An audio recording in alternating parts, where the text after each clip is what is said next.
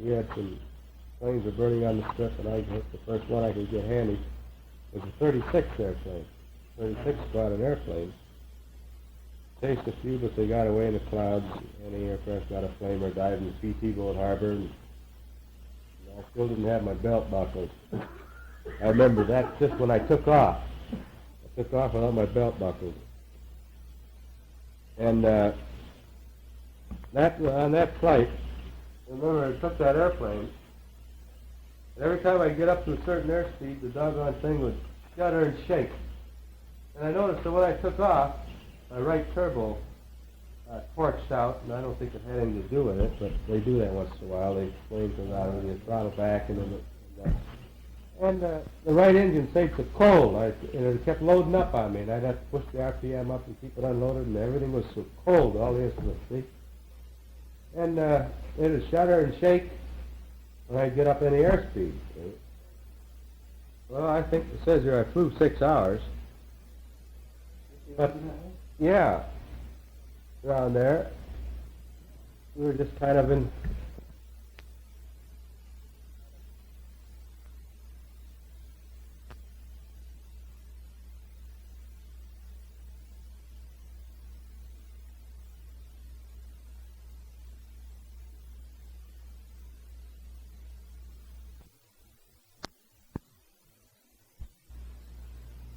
You'd make fighters look around and say, find something to shoot at.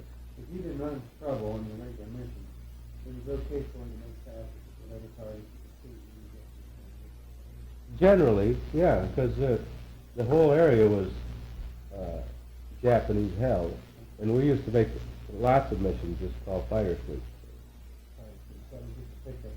Just pick up targets of opportunity, up the highways, and small shipping, and anything else you could see of military value.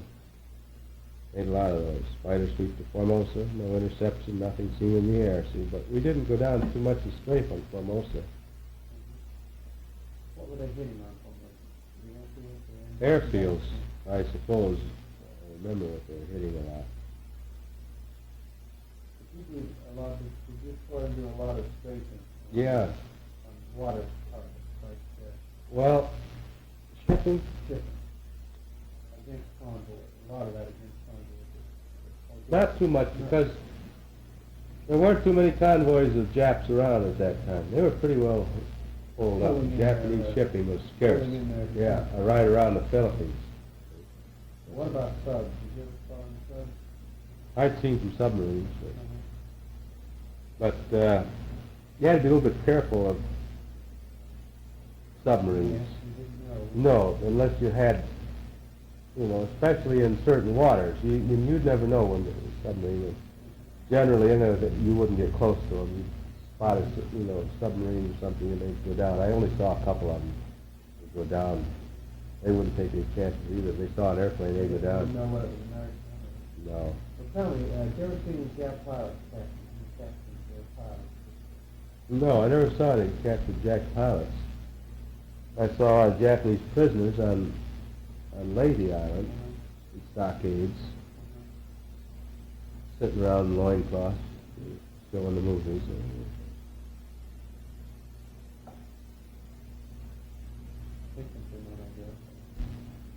I guess so. Saw a few dead Japs coming over. They knocked the airplane down over the steps at night. Oh, the Jap pilot. Yeah, air crews. Is it true that most of the time they didn't wear parachutes? I can't even remember. You know, they say the Zero pilots didn't. Well, Kamikaze sure didn't. no. I don't think they did. They wouldn't have any reason to. But they used parachutes. I can't remember any instances of parachutes. I can't remember seeing any Jap parachutes. Well, did you see much Kamikaze? Quite a little bit. The rocket plane or just extraordinary planes themselves? What do you mean? Well, the Kamikaze was actually a plane, a rocket plane at the time. No. Most of the Kamikaze was everything that they flew. They used that. Yeah. But there was a rocket plane. Well, I never saw any of that. They made. they trained the pilot. It looks like the German matter that they use. And it's strictly a rocket plane. Unibomb, a flying bomb. Well, I don't think they had very many of them. No, They they did, didn't, because no. the ones I saw go in, they just Ordinary Where, plane yeah. suicide. they would just dive at these convoys. Well, there are many jobs who think the Liberty tried to ram other planes in the air. You No, I never saw anything like that. Of course, it would be kind of hard to tell whether one's trying to ram you or not. I don't think that. I never seen any.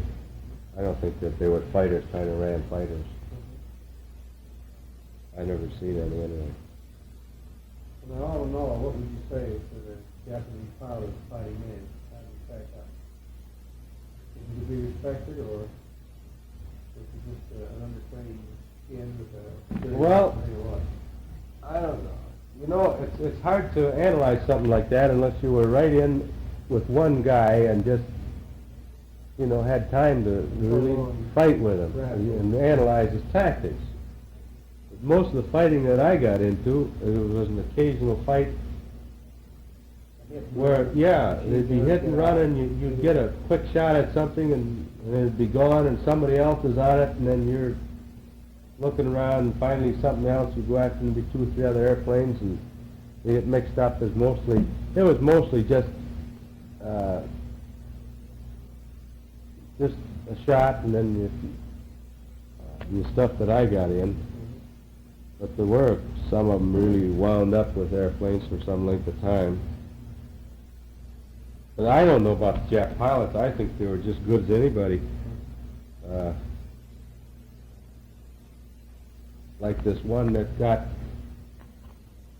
Major McGuire. I mean, from the story I heard about that, I talked to a fella coming home on the ship that was with, a friend of his was with him.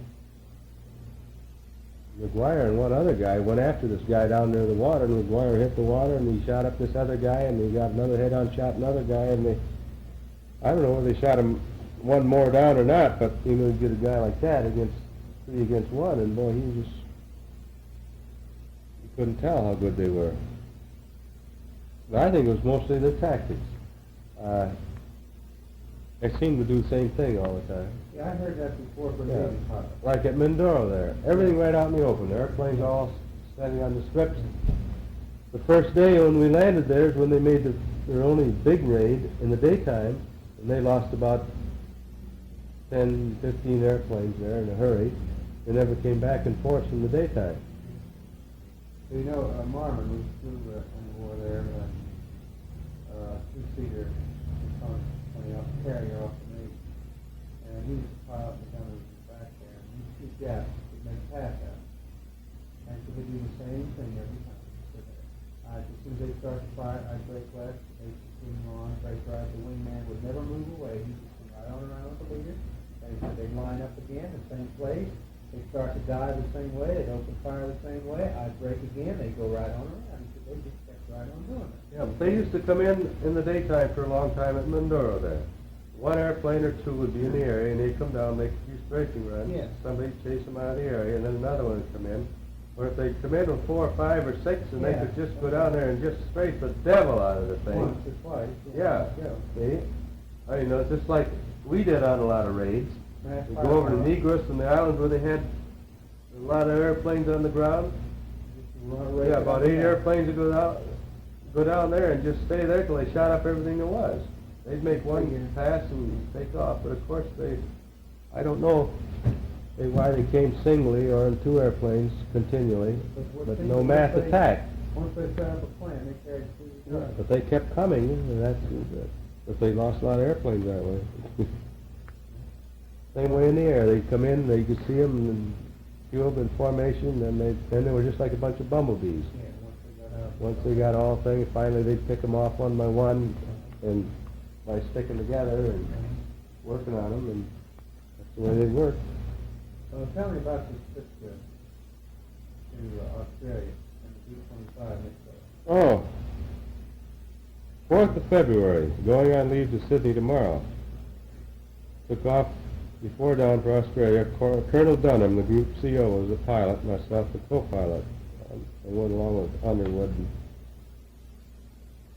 First, I'll kind of go through. We went to Sansapor, New Guinea, gas, weather very bad, south coast of New Guinea, the wildest country I ever saw, and forced to stay overnight at Meraki, which is a little emergency strip on the south coast. Mosquitoes very thick and so forth. Rain and heavy wind. That was the 5th, and the 6th we took off, weather very bad, to Horn Island. However that is, I can't remember. Held to the deck in high winds and rain and very low ceilings. Caught in a harbor on the inlet north of Cooktown. Couldn't get out. Very scared, mountains all around the coast. Well, anyway, we reached Brisbane. I can tell you something about this after I kind of go through it. The weather on the 7th, we took off. Weather still bad. Flew over overcast by radio compass for 350 miles. Reached Sydney, checked in at the Burnley Hotel. Now, that's all it says here, but that was really a wild trip. And I think I told you once before that with Colonel Dunham, when we got out there at night to take off, it was early morning, and the engines were running, and he said, I'm going to make takeoff. See? I'll fly the left seat. So we flew, and we got down to Sansapor, and he said he was going to make a landing, so he made a landing, and he kept asking me, how was that? See, how was that landing? I said, good. We took off from Sansapor, and we wanted to get over the neck of New Guinea to get down the south coast, and the weather was built up, see? And we kept climbing and climbing and climbing to try to get around this weather and get over the top, and it wouldn't go any higher, about 12,000 feet. We had a whole bunch of passengers by that time, loaded, the old B-25. And finally the crew chief, who was the lifesaver on this trip, I guess, anyway, he reached up and pulled the throttles back, put it in high blower. Put the throttles up, and up we went. And then the colonel, he said to me, well, why didn't you tell me about that? And I said, well, I've never been in a B-25 before. And he said, Jesus Christ, he said, neither have I. We've been flying for 2 days. Just about. Oh, no, I guess that was the first day. We landed, that was the next day when we took off again. And neither one of us had ever flown a B-25. I'd never been in one. And he kept saying, now, who was it that told me that you were the B-25 pilot in the flight, in the squadron? And some of the guys had been checked out, see, but I never had been near the thing. And he was depending, when I was going on leave, he came to the tent that night and said, we're going to take the B-25, see?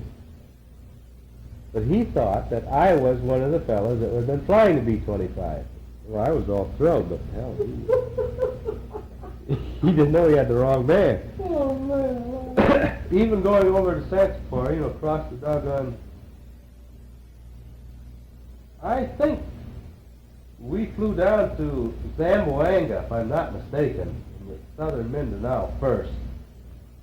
I'd have to check the route. I could tell by looking at a map whether you would go down to the southern Mindanao to Zamboanga first, and then go across Sansapor. It seems like we refueled at Zamboanga. A little bit of water for me. Oh, it's all water. Jesus, just... Yeah.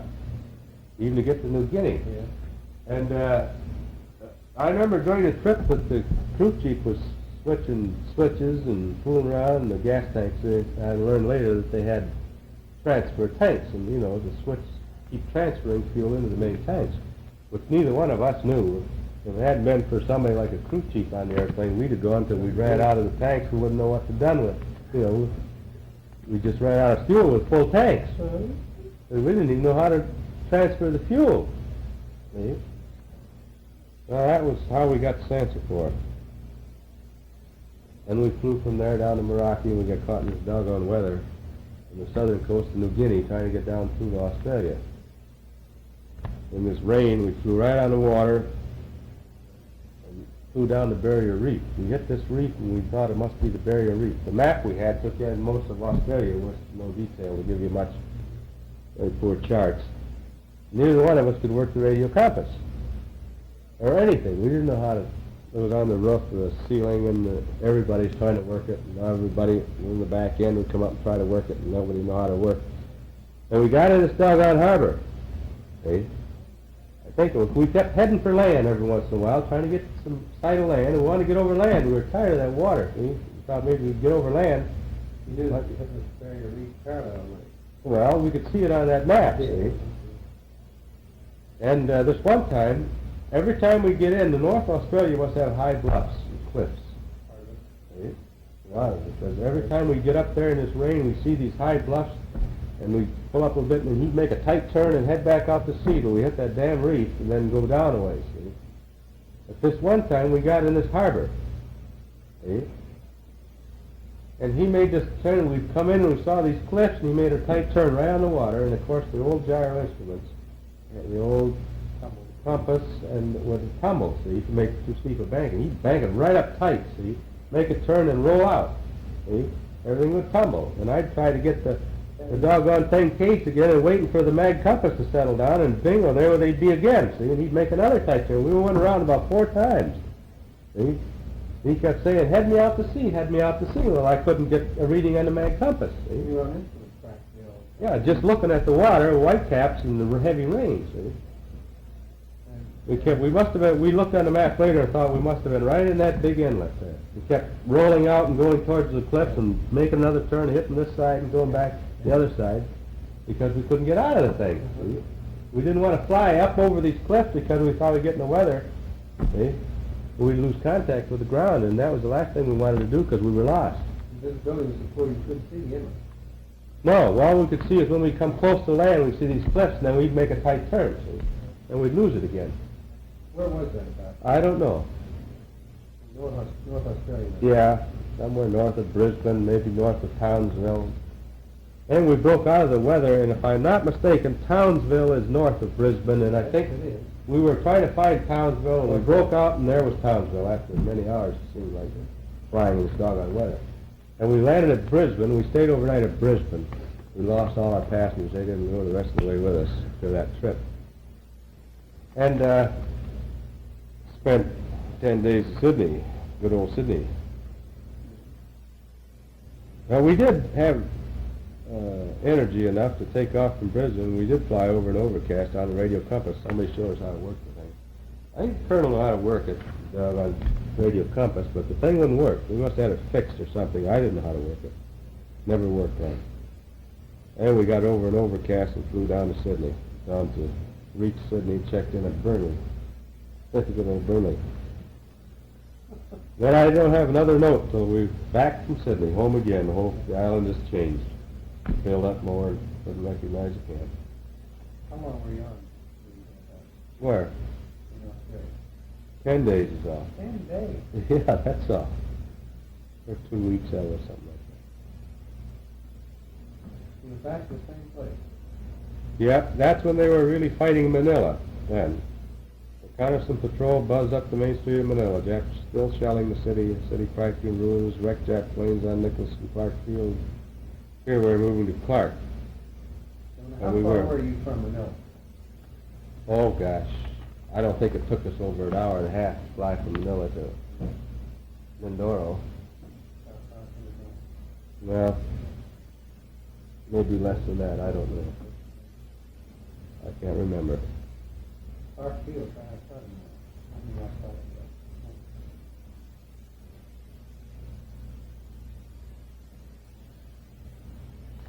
Well, then after this is when we really got into dive bombing and strafing continually, and just heavy every day after day after day for a long time. When they were fighting the Japanese outside of Manila, pushing them up the Luzon Peninsula. All these things like,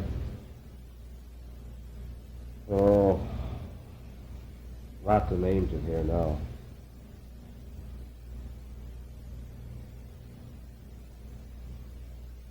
I didn't do bad on my first bomb mission, it says here. Well, anyway, I didn't do bad because the first dive bombing I did was right in here then. And never dropped a dime bomb. But we were up there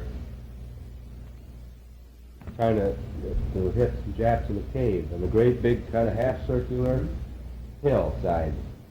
And try to skip it into there. yeah, I tried to go right in the cave. And the funny thing was, I never dropped a bomb, and I was about the 8th man to make a run, and both of mine went in the cave. Well. And the old controller was there, and I can hear him yet, right in the cave, right in the cave. Okay. Yeah, we did illustrations and odds and ends. That's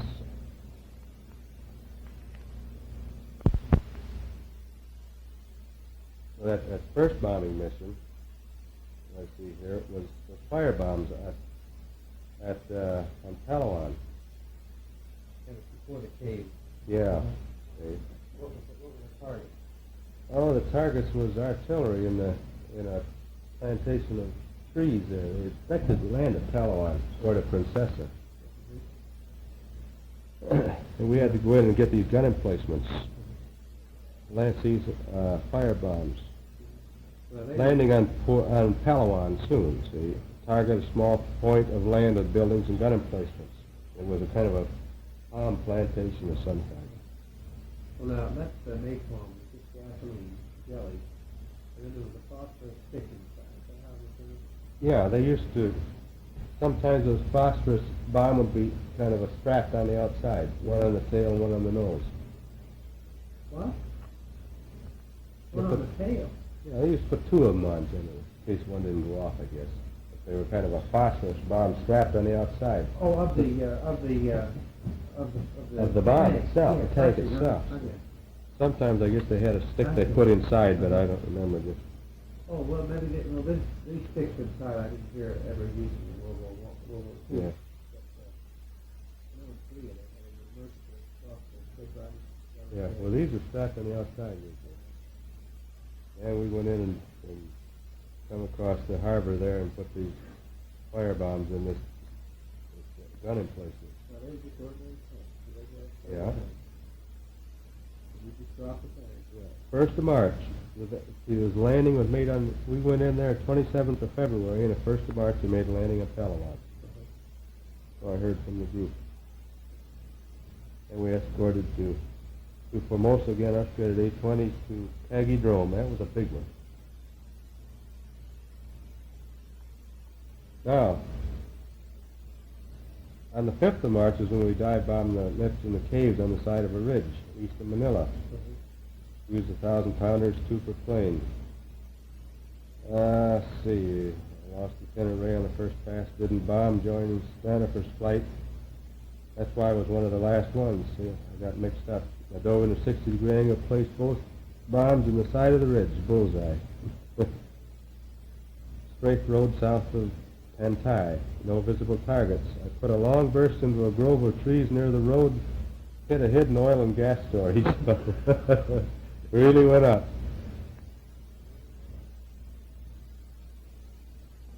B-38 augured in on takeoff, C-47 ground loop. And I said, I earned my pay today. I finally hit something.